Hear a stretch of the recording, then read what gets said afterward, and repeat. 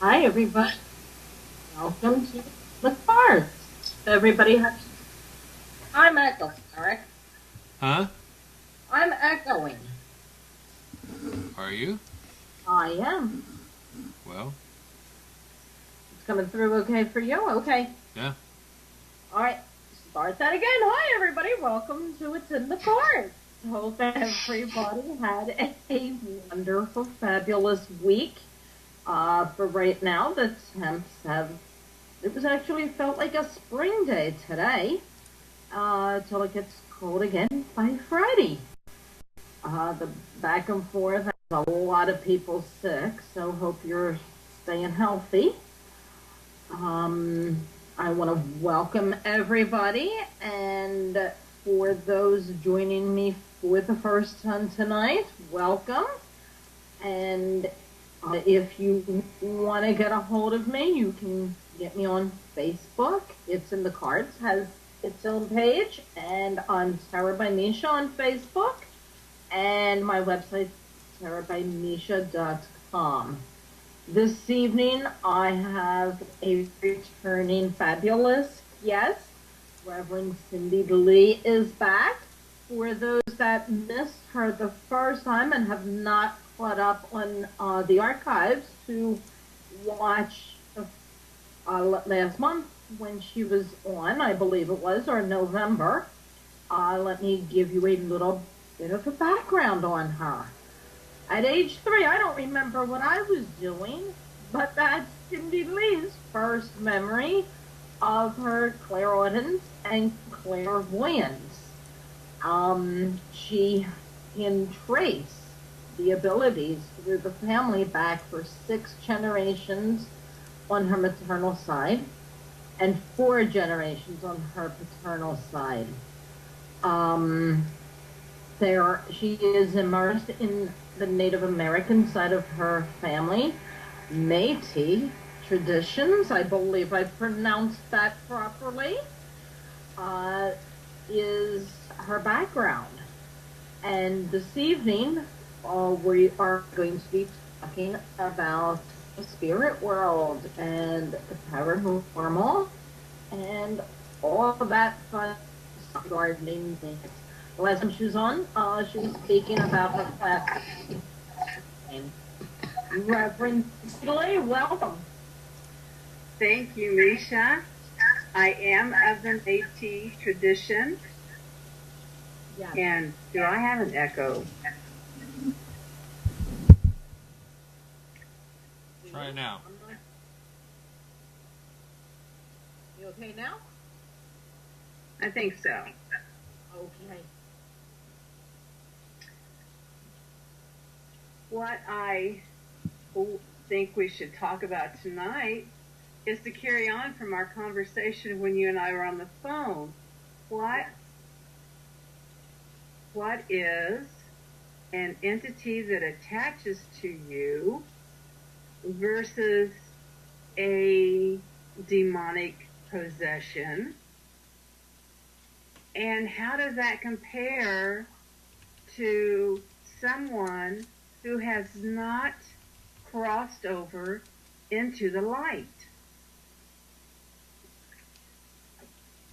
Yes, there's a difference, as you were saying. I really, and we were discussing this as well, which we want to get into. As far as a lot of spirits, when people are investigating and they get nasty spirit encounters, a lot of times it's the person was a jerk in real life, and they're still jerky. Yes. Not everything that comes across to us as being nasty is demonic. Right. The demonic forces, in my opinion, I'm sure a demonologist may have a different opinion, would be those entities that have no soul, no compassion, no comprehension of the discontent that they're providing, or maybe they even enjoy providing the discontent. And then I think that is what makes a truly evil being.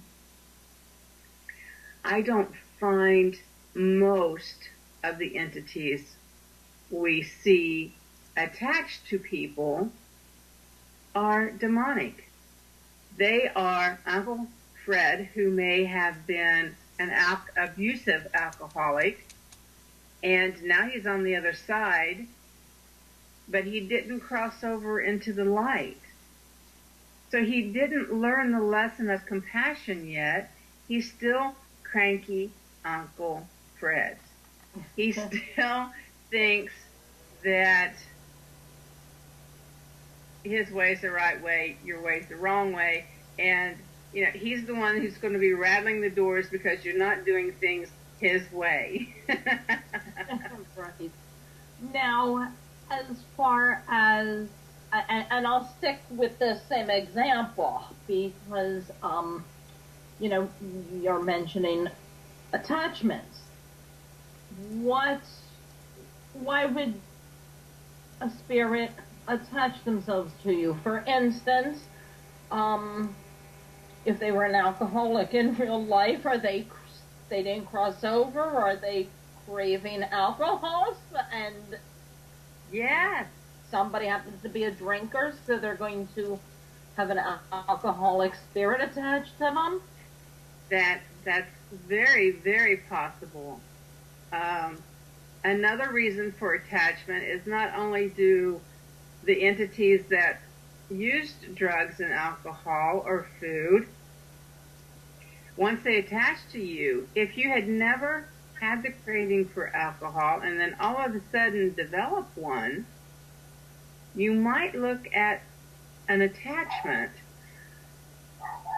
Now, you can't blame it on an attachment if it's free will, but there is a possibility. The other reason an entity might attach to you is because they are drawn to you and your light. And an entity has to have a life force to survive. So your ectoplasm that they attach to provides them enough life force to materialize, to show who they are to you or other people. You find this especially in the work of mediumship. And when you have someone doing a seance, if it is a good and true medium, when that medium goes into trance, you will see a transfiguration across their face. Their features transform into the entity that is speaking through them. You get a voice change as well, or not always? Yes. Not always, but sometimes yes. When I channel one of my doctors of philosophies, my throat hurts so bad afterward because he has more of a guttural sound to his voice, and it is, I swear 4 or 5 octaves lower than mine. I just don't have a bass. But when I channel him, I have been told that not only does my facial features change, but so does my upper torso. It looks like it actually enlarges. I do know that sometimes when I'm trying to channel him, when he's getting situated, it's like he has to raise my arms and to fit. Now, some people would say, well, aren't you afraid he'll take over your body and possess you? Well, no, because he is my spiritual mentor. There's no reason for him to take over my body because I excuse me, I allow him to teach through me, and he is happy to be on that side and allow me to do my work here. It is not comfortable for him to bring his vibration down to my level and keep my vibration, my body's vibration up so that he can maintain. You know, this is comfortable and doable for maybe 30 minutes, an hour at the most. With a spirit attachment, they don't speak through you. They siphon off your energy or your life force, which makes you tired. So if you've been, and we touched on this the last time I visited, the fact that when you go to a funeral home, you can tell that energy is so much different than if you go to a bar where everything's lively and the music's going and the vibrations are, you know, very party. Let's party hard. Think of trying to put the sober or the somberness of the funeral home into the bar. They don't match. There's no way that those two energies can coexist in the same place. Yes, you have sad people at the bar, but you don't have that quiet somberness at the bar. You've got the loud music, the loud voices, you've got the dancing, the hoopla.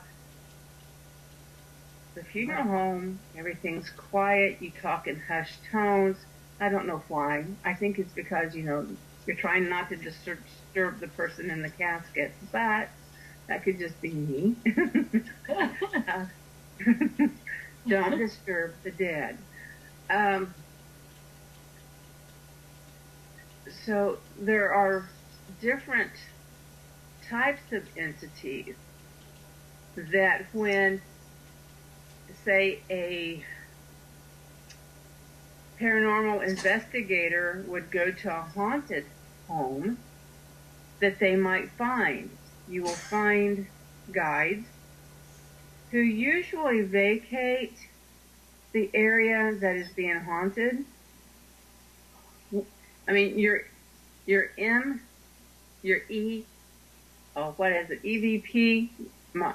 meters will pick up an entity such as your guide, but when you're focused on a haunting, the guide will respect that and pull back and allow what I call the lost or the misplaced entity to make contact.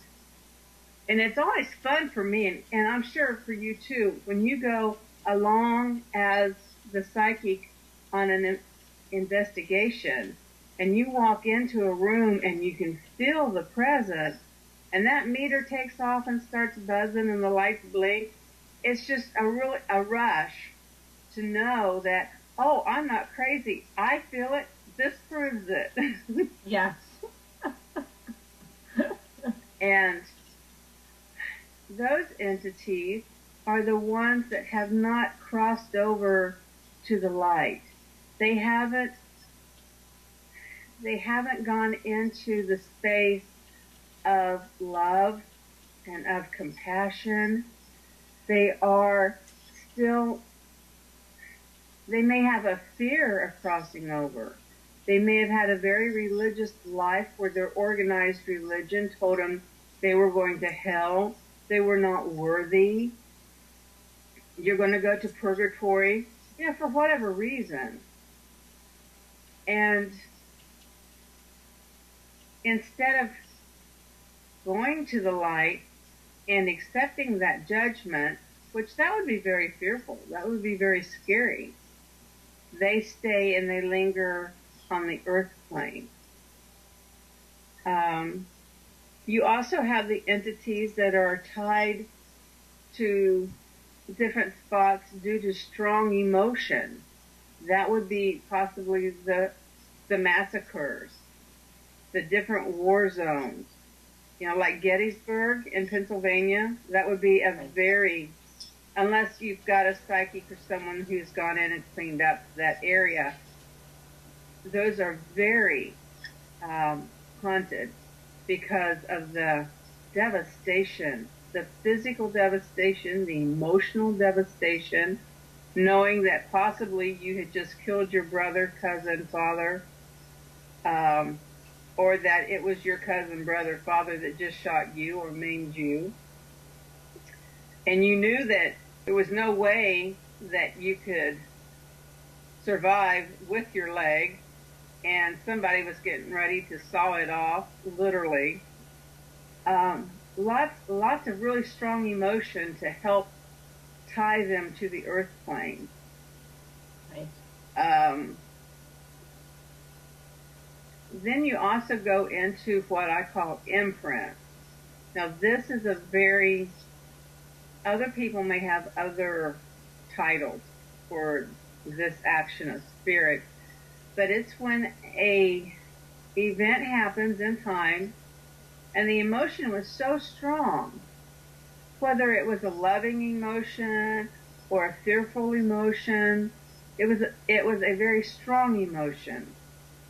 And so maybe you're sitting at your kitchen table and every morning you see this lovely woman in her robes coming down the stairs, and she goes over to the stove and she goes to the ice box, which isn't there anymore because it's a cabinet, you know. But she goes through the same routine, and she never sees you, she never waves at you, she never acknowledges you. And sometimes this is, you know, a 30-second segment you see, sometimes, you know, it's longer. But usually it has to do with a very strong emotion that has placed that ritualistic imprint in the home. Right.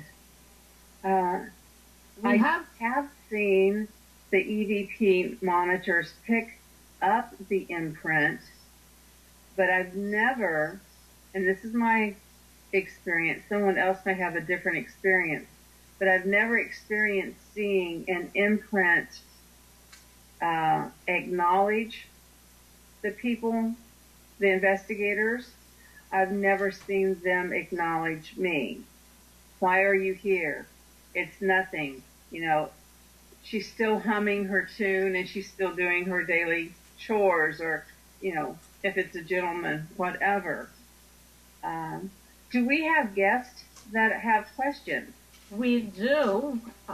We have a question in the chat room. And the person's saying that they keep seeing a figure a few days before a family member dies. You can't see the face. It has hair in front of it. It appears for about a minute, and then it disappears, and they're wondering what it is they're seeing.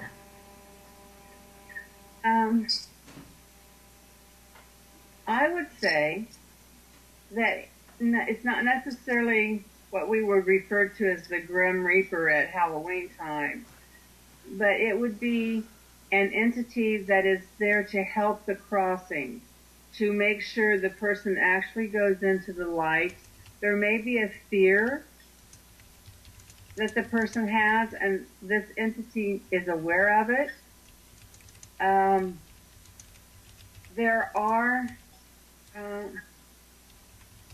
the spirit of death, for example, is to be with the person. Its job is to be with the person who is dying, who's getting ready to transition out of the body and move to the next realm. This entity could be a spirit of death that is there to make sure that the spirit of the to be deceased actually leaves the body and transfers to the next higher plane. And he is there, or she is there, to assist this, because she knows that there's a fear of that death somewhere in the soon-to-be deceased mind. Does that make sense to you? Did I explain that properly? Yes, made sense to me. Let's see if there's any continuing questions with that. What I found interesting with the question is that it's appearing the same time to them. Pardon, Simon. It's happening a couple days beforehand, only lasting about a minute, and they're appearing in the same form without being able to see the face. Right. It's covered with the hair in front of the face. Could that just be maybe, the way the person is being told? Right. That would be an easy way for her to, or him, to see the person, the entity, by keeping his appearance or her appearance consistent. The person asking the question, with that consistency, will know, I am probably the spirit of death, and I've come to assist the loved one to the next realm. If there is no fear, and the person asking the question can send love, if it happens fast enough that they can think of this to send love, there may be communication so that they will know what's getting ready to happen. Right, okay. Could it possibly be their own spirit guide, but staying hidden so that they're not actually seeing them? I would say no. Most of the spirit guides that I have worked with are very willing to show themselves to the person they are to guide. The spirit of death, when I have met him, and I refer to him as a him because I feel a very masculine presence when I see the spirit of death,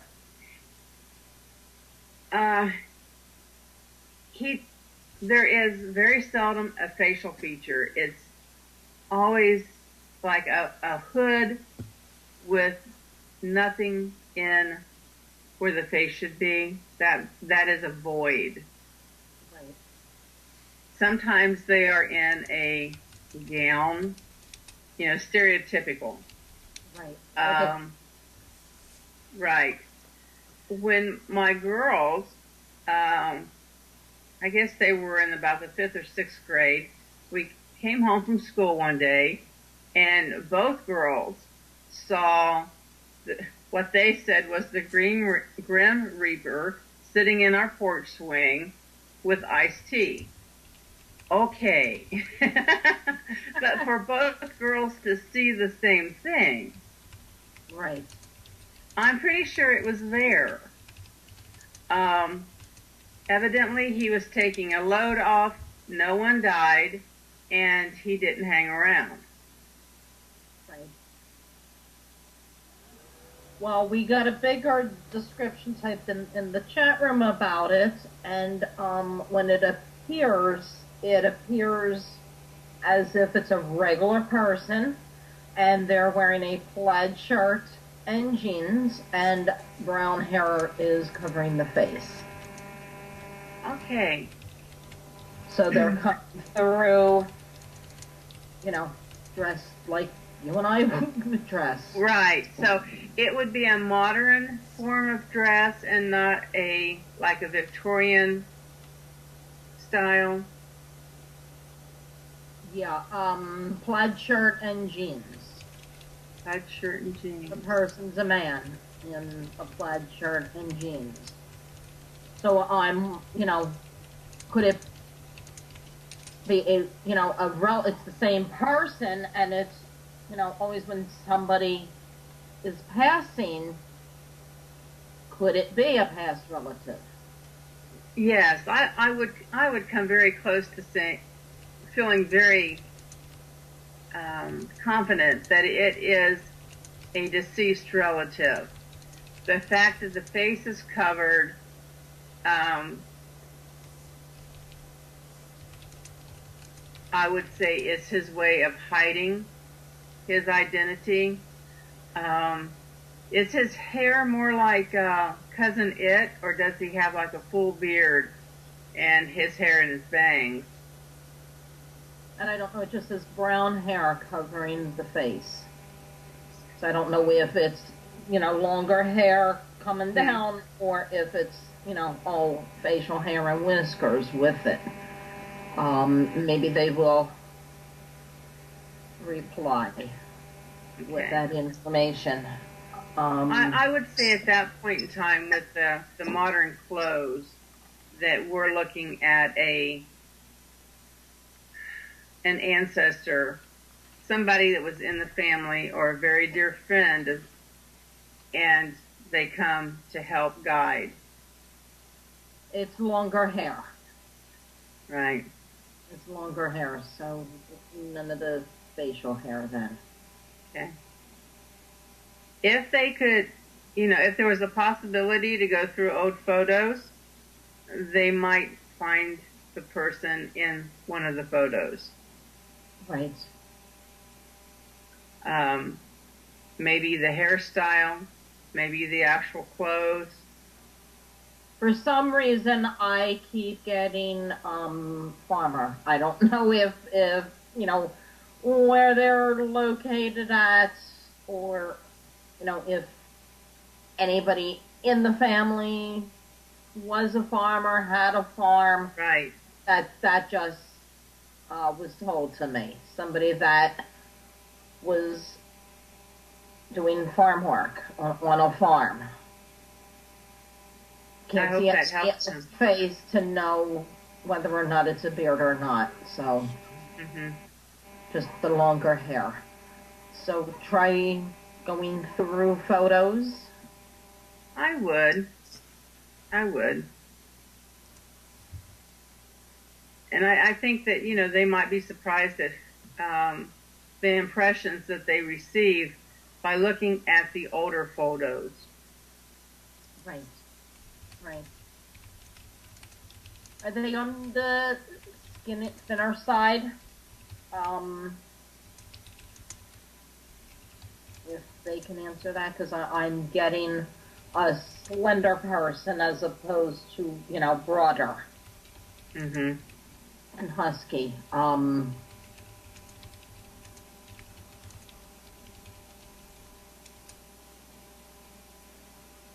It's the way the grandfather used to dress. Okay, there you go. Very good possibility then that's who it is. And that's his way of preparing you, especially if it's a death that's sudden and out of the blue and unexpected, because it's, not somebody that's been ill. Right.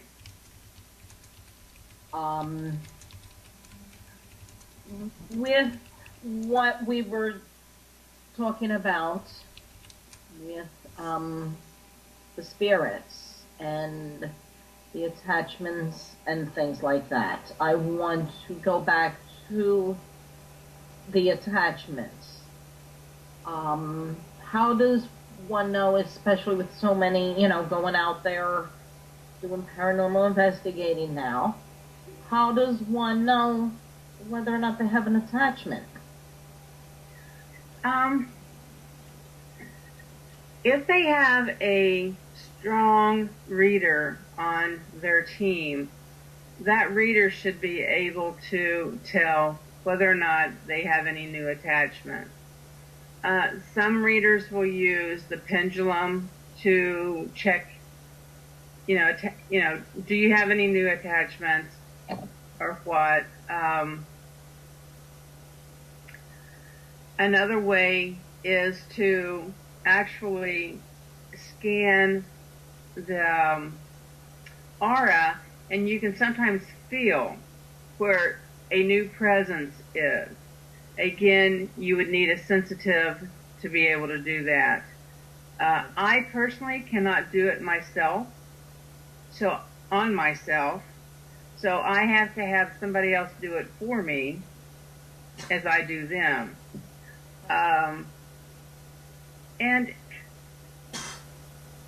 And all it takes is for you to vibrate at a mellow,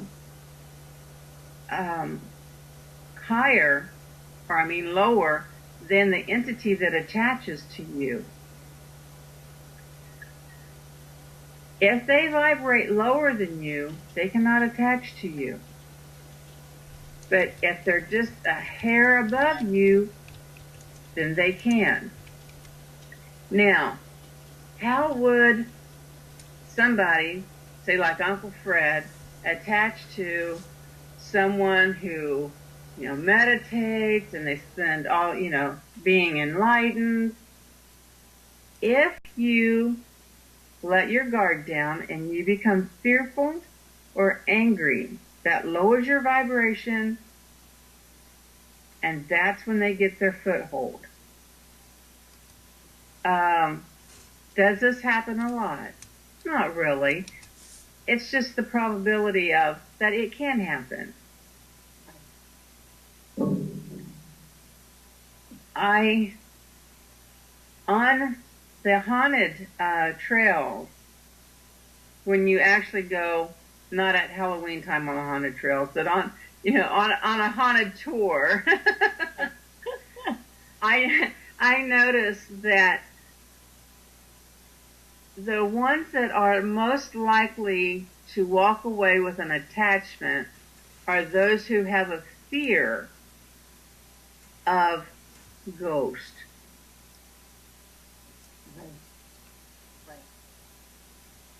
And of course, it's that fear and the unknown that draws them to the tour.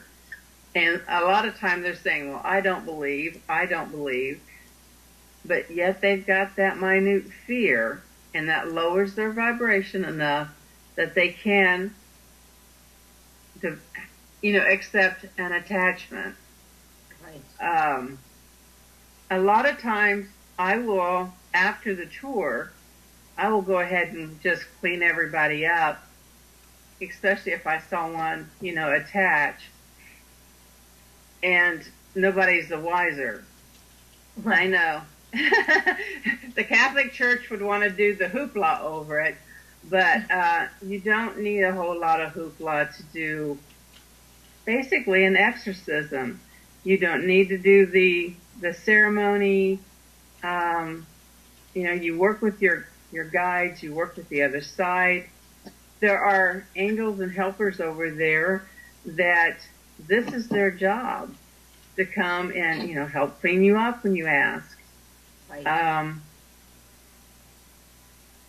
But if you notice that after you've gone partying or gone to the funeral home, gone on a ghost tour, that you have a kind of a different personality or you're developing a different habit, you might want to get in touch with your spiritual advisor or your psychic and ask if she would, spruce up your energy and possibly clean away this.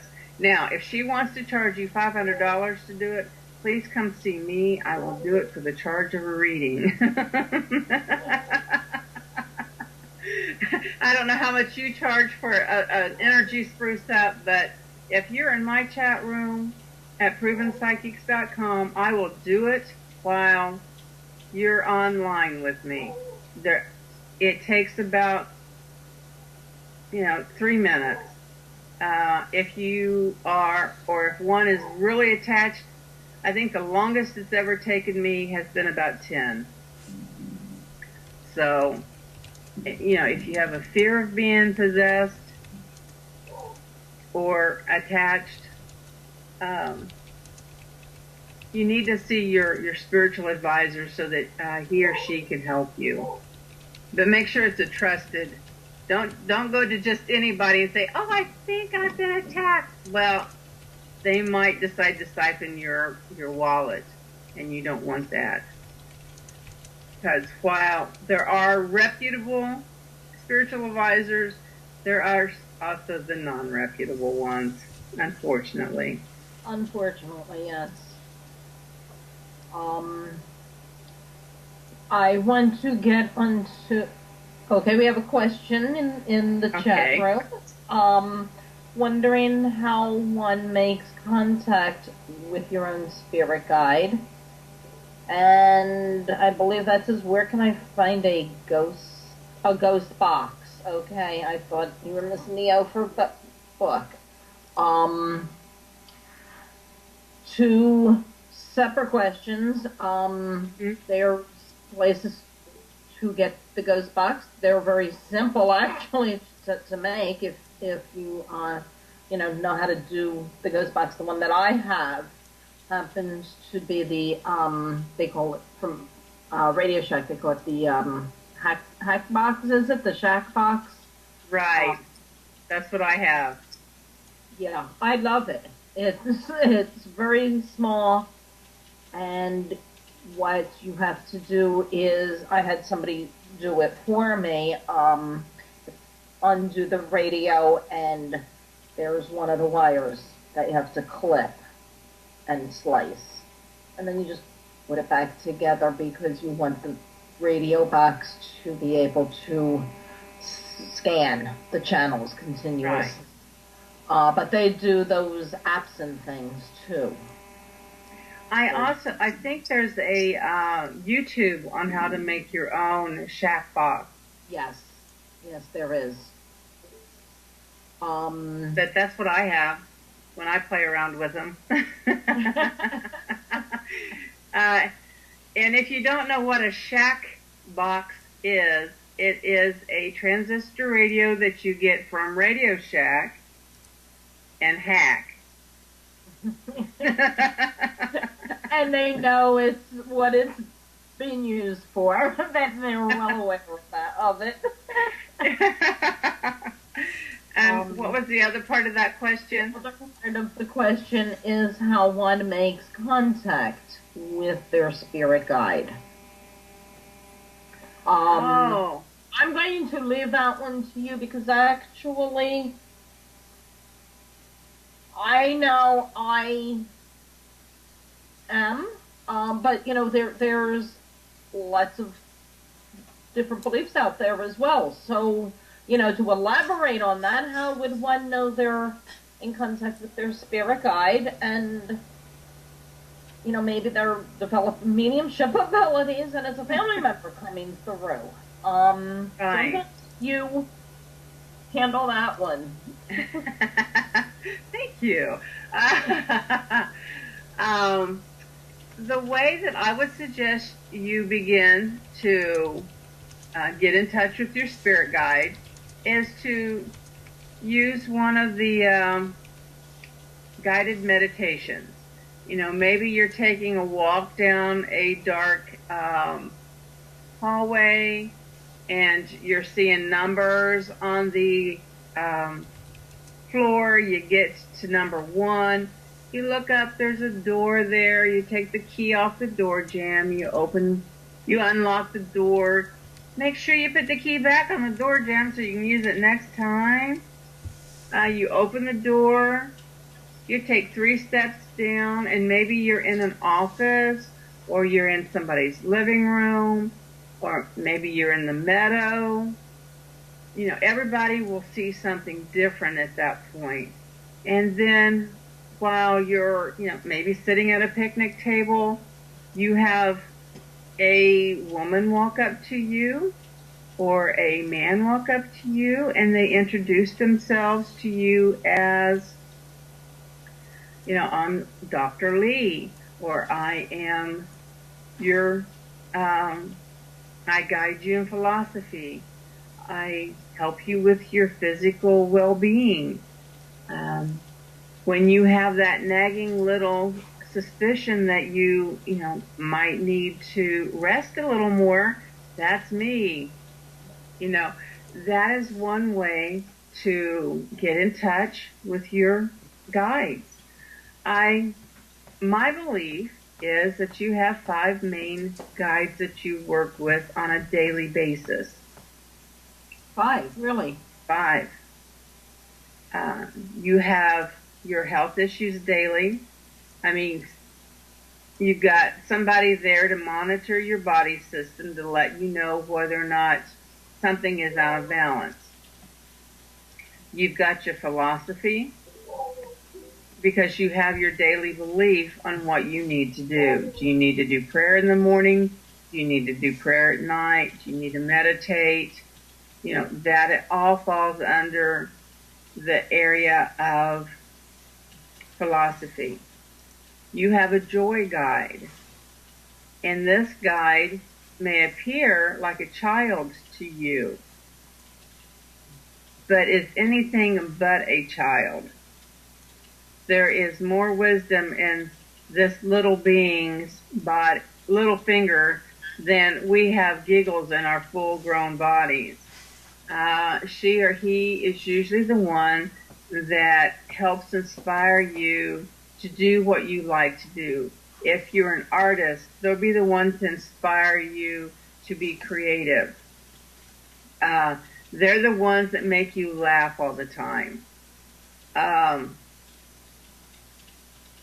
Mine is a little being, a Native American little person, and she thinks life is funny. So oftentimes I will find myself laughing at a very inappropriate time because she thinks life is funny. You have your protector, your guardian, and you have your master teacher. Your master teacher may not be in constant communication with you like the other 4, but he's there to help give you the information you need that maybe one of the other guides was not able to provide for you. Then you have the outer band. This is the 200 gazillion guides that said, Misha, when you get to Earth, I'm going to help you. All you have to do is call on me. Well, Misha forgot she had these 200 gazillion guides, and so they've been sitting in the sidelines, twiddling their thumbs, waiting for her to say, hey, I need help on this project, or hey, help me figure out how to, rework, the vacuum cleaner since, whatever. We have all these spirit entities and guides and helpers that are there for us, that want to help us, and somewhere along the line, we forgot that they were there wanting to be of help. So here we are struggling through our daily activities when the spirits on the other side are going, ask me, I can make it easy for you.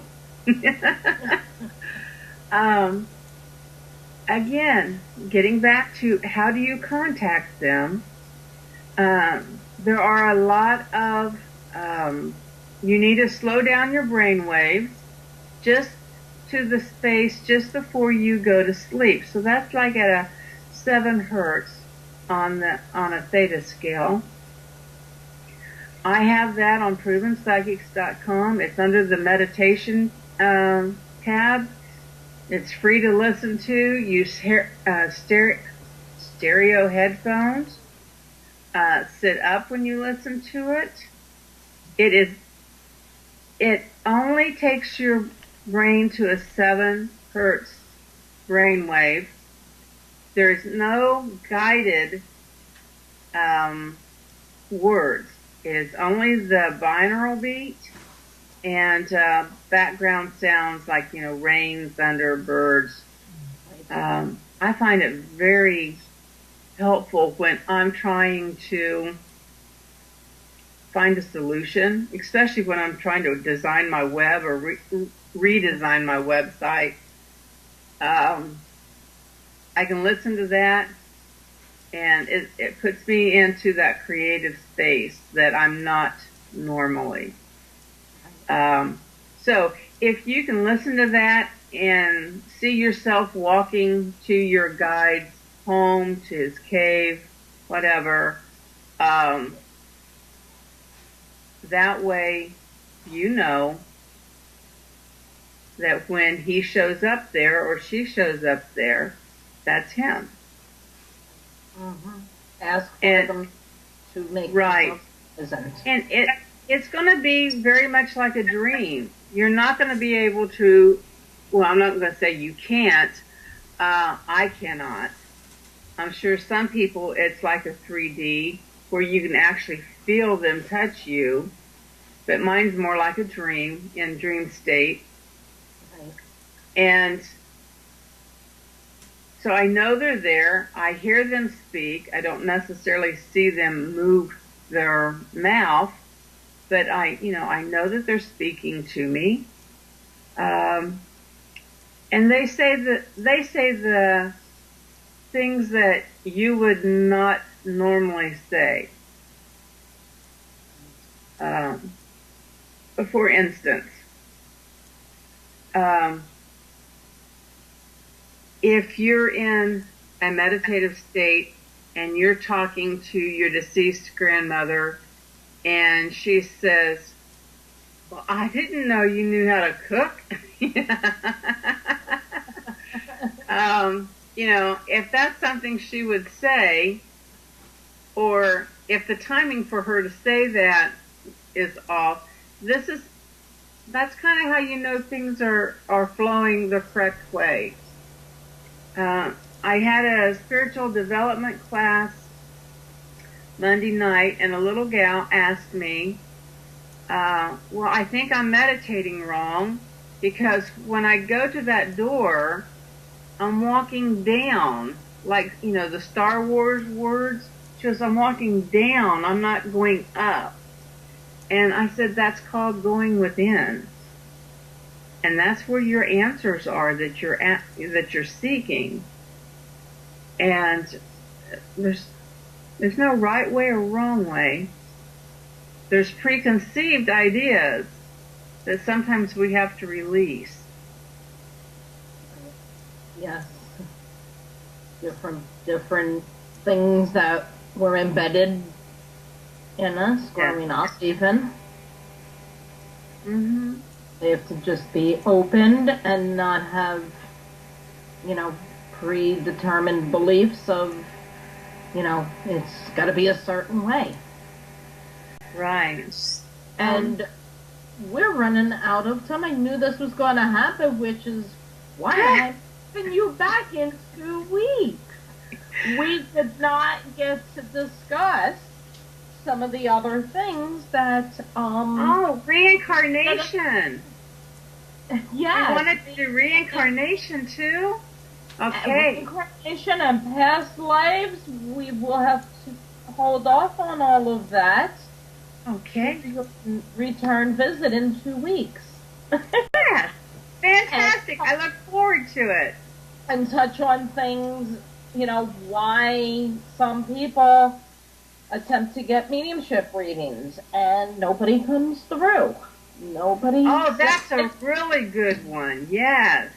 But I'm making notes. We can't do that in 2 minutes. So, everybody's going to have to stay tuned and return Yes. to find that out. In the meantime, how can everybody get a hold of you? I am at provenpsychics.com under the name of Cindy Lee. Now you'll notice that I'm only available Tuesdays, Wednesdays, and Thursdays mornings. The rest of the time I'm doing weddings, and that part of my business is really booming. You can email me through Facebook and set up a private reading at another time, if that would be good for you. And I accept PayPal. Thank you. Good. Thank you So if you don't ask for me for a reading, at least ask for Misha. In less than a minute, can you elaborate on the weddings I got asked in the chat room? Oh, ReverendCindyLee.com. I do all types of weddings, whether it's a traditional or a theme. Do you want a fairy godmother? I'm your gal. I do show up in costume for those that want me to. Otherwise, I show up in robes. Okay. Fun. With that, we have to call it an evening. And you can get a hold of me at terrorbymisha.com and on Facebook. Hope everybody has a fantastic week. Reverend Cindy Lee, thanks so much for joining me and for coming back in 2 weeks. Take care. See you all next Wednesday. Good night. Good night. What is an entity that attaches to you versus a demonic possession? And how does that compare to someone who has not crossed over into the light? Yes, there's a difference, as you were saying. I really, and we were discussing this as well, which we want to get into.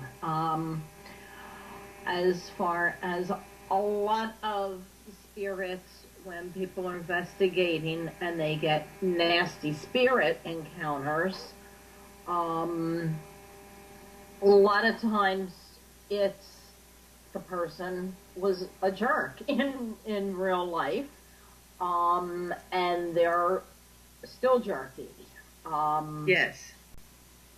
Not everything that comes across to us as being nasty is demonic. Right. The demonic forces, in my opinion, I'm sure a demonologist may have a different opinion, would be those entities that have no soul, no compassion, no comprehension of the discontent that they're providing, or maybe they even enjoy providing the discontent. And then I think that is what